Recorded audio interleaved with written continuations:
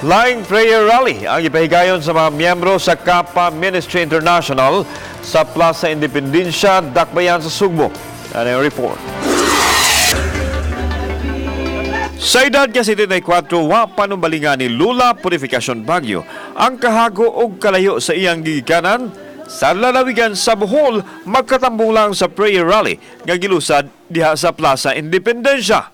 Pangalyo po niya nga mapadayon ang operasyon sa Kapa tungod kay mao kini iyang gisaligan sa binulaan nga maintenance sa tambal.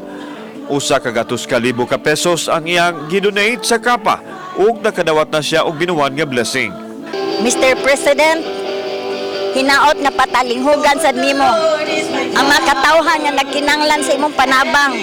Daghan kay mi, Mr. President. Sa akong edad, kana akong gilauman kay di man ko mauwa mo ko mangayo sa akong mga anak. Unya og panginabuhi dili na pud ko kaya kaayo kay nago ko'y hubak. Samtang si Pastor Nestor misaysay sa blessing nga matagbuhan nga iyang nadawat. Nakapatukod kuno siya og simbahan ug nakapundar usab og sakinan. Apan sukad gironda ang Kapa na hunong na ang binuwan nilang blessing. Busa, sakit alang kaniya nga siradaan kini tungod kay daghan kuno ang nahikawan nga mulambo ang kinabuhi. Dako kayo ning katabang ngadto sa tao pinaagi sa financial nga bahin. Ug dili lang ni sa financial kundi lakip usab sa spiritual kay mao man ni gitudlo sa among founder. Individual sa kuha dako kay makwan nakuha. Dako kay benefits. Spiritual and financial. Pipila lang sila si mitambong sa prayer rally.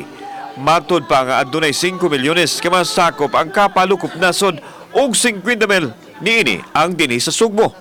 Ang ilang kalihukan mulungtad pa hangtod sa alas 7 karong gabi. Mao ni ang among tingwa bisag tanawon ninyo ang kanang paghangyo sa mga nanginahanglan, mga masakiton, mga natabangan sa Kapa nga dili unta ipasira ang Kapa. Samtang gipadayag sa PRO 7 Director nga tugutan nila ang mga tao nga makapahigayon og rally sa mga dapit nga ana ay permit ug basta dili lang usab makalistorbo sa publiko. Pag wala silang permit, automatic yun, i-disperse sila. Pero naman kasi ito yung mga area, natin mga freedom parks na authorize sila prayer rally dito without sa fan. Kauban si John Solon, ako si Alan Domingo. Balitang Bisdak.